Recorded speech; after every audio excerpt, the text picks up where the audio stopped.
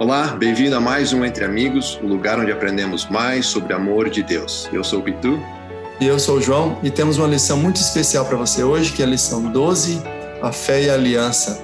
E antes de começar a lição, eu queria só convidar você, se você é a primeira vez que você está assistindo o nosso estudo, que você possa olhar no nosso playlist. A gente tem estudos desse trimestre inteiro falando sobre as alianças de Deus, a gente tem outros estudos que a gente tem feito no passado, sempre com a mesma ideia. Nós não somos teólogos, nós não somos pastores, nós somos pessoas apaixonadas pela Bíblia, estamos tentando nos colocar na mão de Deus, né, Pitu? E entender mais o que Deus quer dizer para a gente. Tudo para dizer que é importante a gente ouvir sermão, é importante estudar o que os teólogos falam, mas é mais importante que a gente estude por nós mesmos a Bíblia. Então, convido vocês para se inscrever no nosso canal, curtir o vídeo se você gostar e estudar com a gente. Essa semana, Pitu, nós vamos falar um assunto importantíssimo que fecha a questão da aliança que a gente tem estudado desde o comecinho do trimestre, né? Agora a gente está estudando sobre a salvação, né? A salvação é onde tudo chega, né? Tudo culmina ao lado da salvação. Então, a primeira pergunta que nós vamos responder hoje é: por que a salvação é um dom gratuito de Deus? E por que somente alguém como Deus poderia nos dar esse dom e nos resgatar? E a segunda pergunta é: o que tornou Abraão um excelente representante da fé? E o que significa o fato de que a justiça foi creditada a Abraão quando ele teve fé? Isso mesmo, João. E legal que você falou sobre as outras lições, porque esse trimestre a gente veio estudando todas as alianças que Deus fez com o seu povo. E por que a gente teve que ter mais de uma aliança, e a antiga aliança e a nova aliança? Mas o importante de todas essas alianças é que elas sempre tiveram o mesmo foco, e todas apontando para um evento. Elas não eram diferentes, eram a mesma aliança, e apontando e culminando na morte de Cristo. Porque se Cristo não morresse na cruz, as alianças não se completariam, acabaria sendo nulo. Lembrando que uma aliança tem que ter dois grupos ou duas pessoas fazendo a sua parte. E Deus sempre fez a sua parte. O povo de Israel que sempre ia e vinha, e aí acabava tendo que se renovar a aliança. Mas agora, culminando na morte de Cristo. E a pergunta é: por que tinha que ser Cristo, então, para morrer na cruz? Por que não poderia ser um homem sem pecado como Enoque, que viveu a vida... Andou com Deus, né? Andou com Deus, né? Tão puro e limpo que Deus acabou levando ele para o céu. Porque nós nascemos já num mundo pecaminoso. Nós já somos pecaminosos.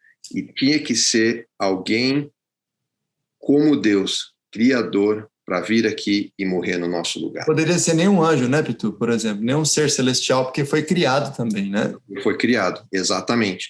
E por isso que nas alianças teve o tabernáculo, teve o templo e todo aquele ritual apontando e culminando para a morte de Deus, uma morte de Cristo, quer dizer. Porque sem a morte de Cristo, como já falei, ele não nos tiraria desse pecado, porque por eu mesmo, eu não tenho a capacidade de viver essa vida e morrer no lugar de alguém. Eu não posso. Só Cristo poderia fazer isso por nós. E essa parte que das alianças que para mim antes não fazia sentido. Tá, Cristo morreu por nós, é isso que a gente precisa fazer.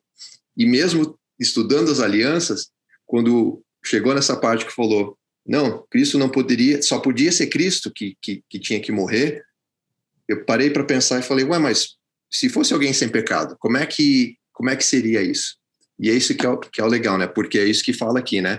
Só o precioso sangue de Cristo, como de um cordeiro sem defeito e sem mácula, que poderia nos resgatar, que está em Pedro 1, 18 e 19. Só dessa... Uma coisa que é interessante é a gente ter que entender a gravidade do problema, né?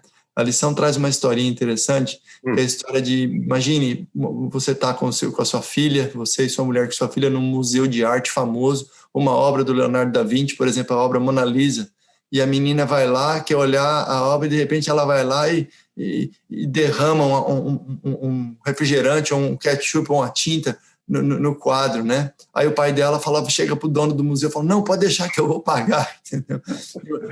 Um quadro desse não tem nem como você pagar milhões, bilhões de dólares, é um dano irreparável, né?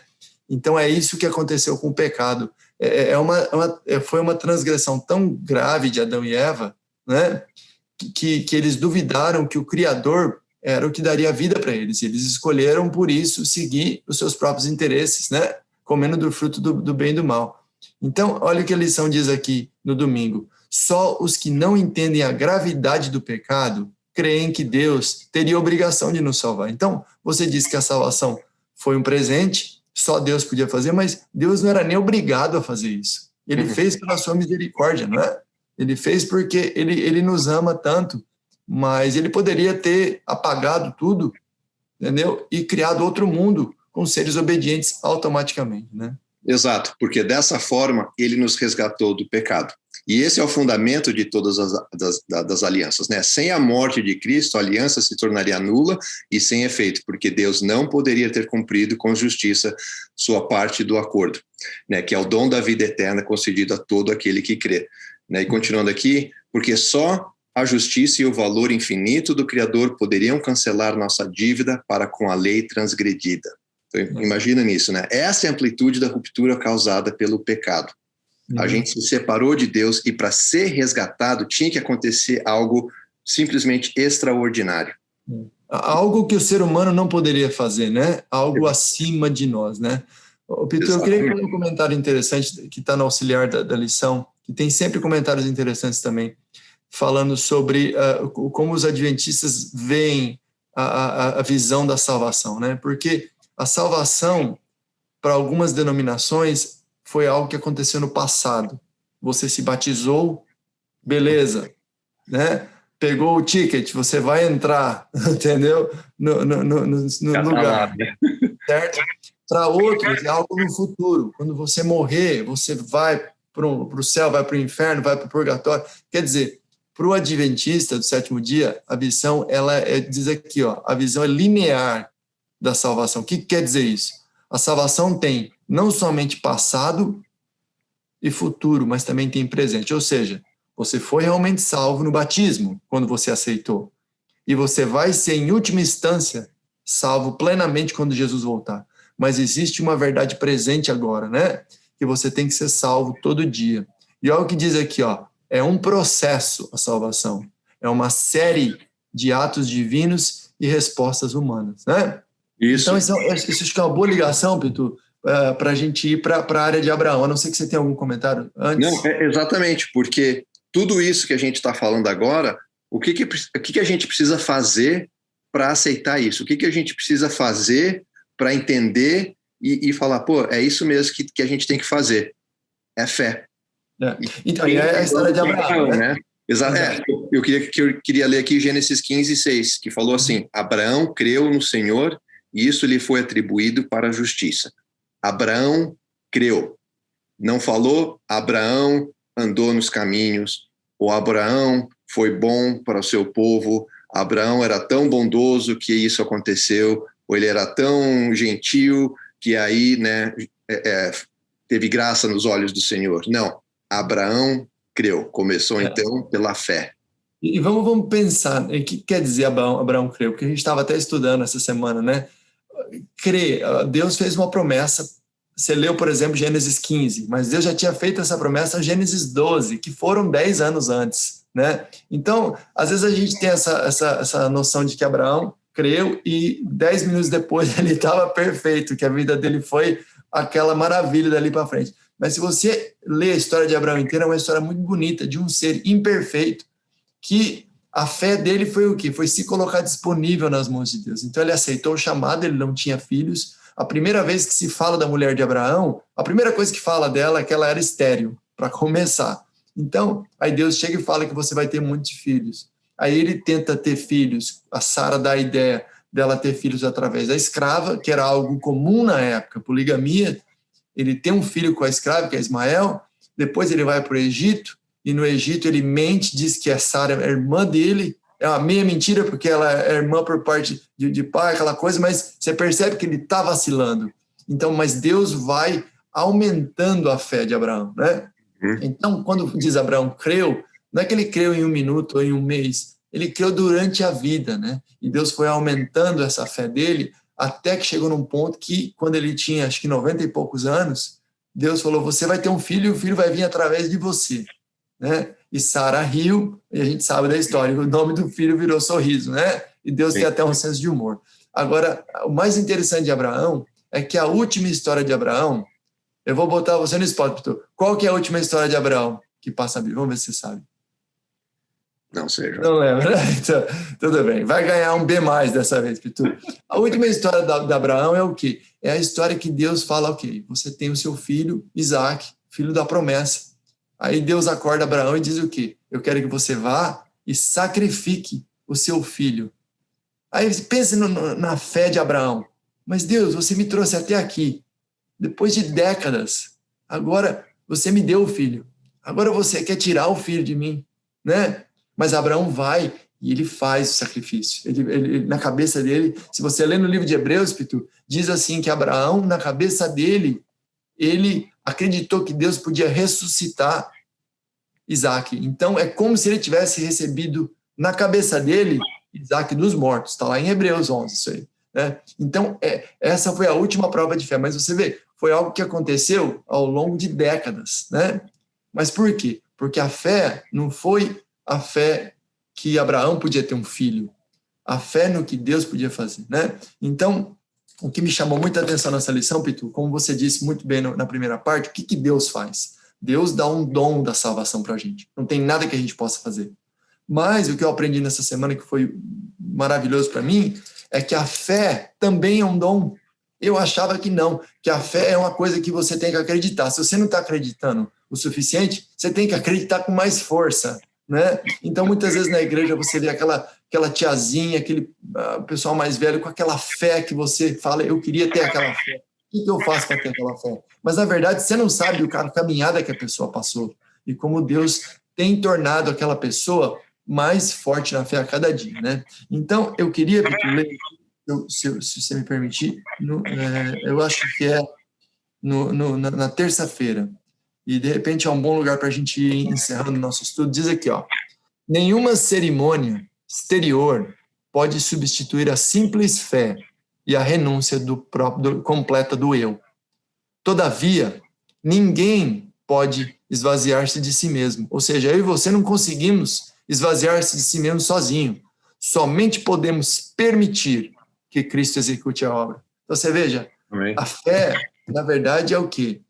É você permitir se entregar para Deus e falar, Deus, conduz a minha vida, vamos trabalhar junto, mas é Deus aumentando em você essa vontade de segui-lo. Foi o que aconteceu com Abraão, foi o que aconteceu com Noé, com Moisés, todos eles, se você ver a história, hoje a gente quer acreditar que eles eram personagens fortes e sabiam o que estavam fazendo, mas você vê a história, é uma coisa maluca, assim, eles vão aprendendo com Deus conforme vai indo, então é uma coisa assim que eu acho que a fé, ela é entrega, mais do que a fé é uma coisa que você tem que tentar aumentar por si só. Então, tanto a salvação quanto a fé são dons de Deus. Se você me permitir, Pitu, eu queria terminar com essa história aqui, que eu acho que ilustra muito bem a questão da fé como um dom, né? E pode ser o chamado para a gente no futuro, né? Para Deus aumentar essa fé na gente. Então, é a história de um pai que tem um filho epilético e ele encontra Jesus. Então, eu vou ler aqui rapidamente só para a gente ter o contexto. E na hora que o menino tem epilepsia desde criança, ele se atira no rio sozinho, quase morre afogado, se atira em fogueira, é uma tragédia, né? Aí Jesus vê, esse pai traz o menino para Jesus. Na hora que Jesus vê o menino, o demônio dá um ataque no menino na hora ali, o menino começa, no meio de todo mundo ali, uma comoção total. E Jesus pergunta ao pai, estou lendo aqui Marcos 9, 21, na versão da tradução de hoje. Aí Jesus perguntou ao pai, quanto tempo faz que o seu filho está assim? E o pai respondeu, ele está assim desde pequeno. Muitas vezes o espírito joga no fogo e na água para matá-lo. Aí olha essa frase, Vitor, que o pai diz para Jesus, mas se o Senhor pode, então nos ajude, tenha pena de nós. Aí olha o que Jesus respondeu, se eu posso, tudo é possível para quem tem fé. Olha o que Jesus fala, tudo é possível para quem tem fé, não é? Agora, a resposta do pai é a coisa mais impressionante que eu já vi na Bíblia. Então o pai gritou, eu tenho fé, ajude-me a ter mais fé ainda. Então você vê, a fé ele tem um pouquinho, mas ele está pedindo para Jesus aumentar a fé dele. Quer dizer, ele teve fé o suficiente para levar o filho a Jesus, não teve? Ele teve que acreditar que Jesus ia fazer alguma coisa. Mas agora ele está pedindo para Jesus aumentar a fé dele para acreditar no milagre. Esse é o chamado para nós, Pedro. A gente tem que pedir para Deus todo dia: aumente a minha fé para acreditar nas promessas da Bíblia. A gente tem estudado sobre as alianças, a gente tem estudado sobre o que Deus vai fazer. São coisas, são metafísicas, né, Pedro? São coisas assim: como que Deus vai ressuscitar os mortos? Como que Deus vai acabar com o pecado? Como eu e você vamos conviver com pessoas que hoje são nossos inimigos? A gente vai viver em harmonia para sempre. Essas coisas são só pela fé. São só pela fé. Então a gente tem que a cada dia pedir para Jesus: eu tenho fé, que eu estou buscando o Senhor, mas aumente a minha fé, né? E é o que a gente faz aqui, né, Pedro? A gente entende um pouquinho a Bíblia, mas Deus precisa aumentar a fé para a gente acreditar. Com certeza. Até é para a gente aqui poder fazer esse programa até para vocês aqui, né? E outra coisa que eu achei bem bonito também, que a gente já está encerrando esse trimestre e a gente vai avançando na história, mas sempre acaba voltando. Então, como que é bonito, fecha o círculo, porque tudo começou com as alianças, mas as alianças, continuando, se você não tem fé, não vai completar para você. Cristo pode morrer na cruz, mas se você não tiver a fé e não acreditar, foi em vão. E o mais bonito é que o Jesus, ele faz o ato, ele morre na cruz e ele manda o Espírito hoje para aumentar a nossa fé para a gente acreditar, né? Então você não é obrigado a acreditar, né, forçado. Ele vai trabalhar com você a cada dia, tem evidências históricas, tem evidências na sua vida e cada dia mais a nossa fé vai ser aumentada até que um dia ele vai fazer nova todas as coisas, né? E essa é a nossa, essa é o que a gente acredita, são as promessas, né, que estão na Bíblia, que a gente por fé vai tomar posse delas, né? E esse trimestre fala sobre as promessas da aliança, né? Que Deus nos abençoe, Pitu, que a gente continue cada vez mais tendo a nossa fé aumentada por aquele que nos criou, que nos salvou e que vai vir nos buscar, né? Você pode orar para nós, Pitu, para a gente encerrar? Nosso Pai, muito obrigado por mais um estudo, muito obrigado por nos mostrar o caminho e que com fé e acreditando em Ti, tudo pode acontecer. Muito obrigado por ter morrido na cruz por nós e nos ter dado esse dom para a salvação. Abençoe a cada um, abençoe a cada ouvinte. Que eu te peço, agradeço em nome de Jesus. Amém. Amém.